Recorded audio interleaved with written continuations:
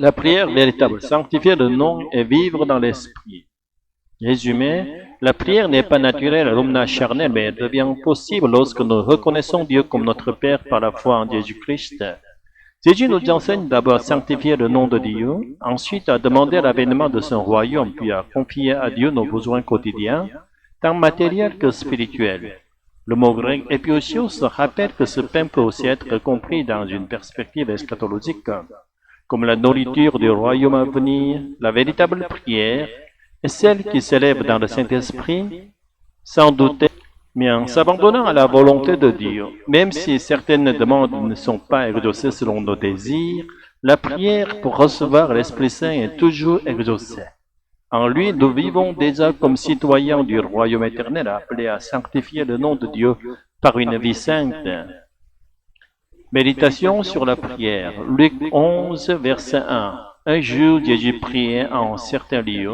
Quand il eut fini, un de ses disciples lui dit, « Seigneur, enseigne-nous à prier comme Jean l'a enseigné à ses disciples. » La prière est l'un des éléments essentiels de toutes les religions, mais pour l'homme naturel, elle reste quelque chose d'étrange.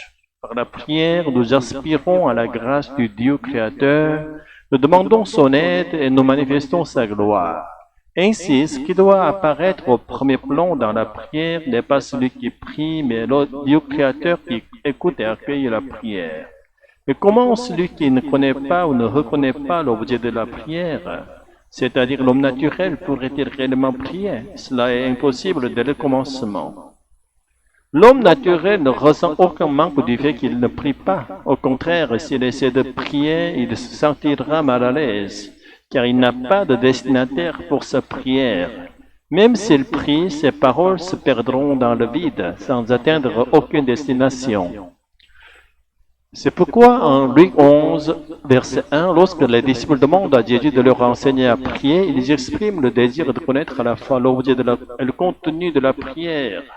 Jésus leur révèle que celui à qui ils doivent adresser leur prière est Dieu leur Père. Nous ne sommes pas devenus enfants de Dieu par le sang ou l'héritage, mais par la foi en Jésus-Christ. Ainsi, parce que nous croyons en Jésus, nous croyons qu'il a dit vrai quand il nous a révélé que Dieu est notre Père. C'est par cette foi que nous pouvons appeler Dieu Père et lui adresser nos prières. Ensuite, Jésus enseigne que la première demande de la prière doit être que le nom de Dieu soit sanctifié. Élever le nom de Dieu, c'est de demander la grâce de pouvoir reconnaître et adorer Dieu comme Dieu, au lieu de le renier ou de le profaner son nom, de pouvoir ainsi lui rendre gloire. Lorsque nous vivons en tant que ciel et lumière dans le monde, le nom de Dieu est honoré. Il est important de noter que Jésus ne dit pas ici de prier d'abord pour la gloire de Dieu, mais pour la sainteté. Notre orientation ne doit pas être une vie tournée vers la gloire visible, mais vers une vie sainte, une vie où la joie de Dieu devient notre joie. Troisièmement, Jésus enseigne de prier pour l'avènement du royaume de Dieu. Ce royaume est déjà venu avec Jésus, mais devait bientôt quitter ce monde par la croix. Après son ascension, le royaume viendrait à nouveau dans la personne du Saint-Esprit. Or, le royaume du Saint-Esprit ne remplace pas les royaumes de ce monde, mais il coexiste avec eux, selon la douceur de son caractère. Seuls ceux qui croient, reçoivent et accueillent l'Esprit Saint au nom de Jésus peuvent goûter à ce royaume. Ainsi, prier pour le royaume, c'est prier pour demeurer dans le Saint-Esprit. Ce n'est qu'après cette prière que vient la demande pour notre pain quotidien. Le mot grec épiosios, traduit par quotidien, n'apparaît que dans la prière du Notre Père de Matthieu et de Luc, et nulle part ailleurs. Cela a suscité des débats depuis les premiers siècles. Tertullien l'a compris comme de chaque jour, tandis qu'Origène y voyait nécessaire à la subsistance. Mais on peut aussi le traduire par pour le jour à venir, ce qui ouvre une interprétation eschatologique et spirituelle, le pain désignant alors la nourriture du royaume de Dieu. La traduction la plus juste semble être de demander à Dieu de nous accorder chaque jour la nourriture matérielle et spirituelle nécessaire. C'est une prière d'abandon confiant à Dieu, notre Père, qui pourvoira à nos besoins. Il faut prier avec foi, sans douter, même pour ce qui semble impossible, comme la guérison d'une maladie incurable. Cependant, sans l'inspiration de l'Esprit Saint, nos prières restent marquées par le doute et ne peuvent recevoir de réponse. Il faut donc d'abord rencontrer le Saint-Esprit dans la parole, être unis à lui et prier au nom de Jésus.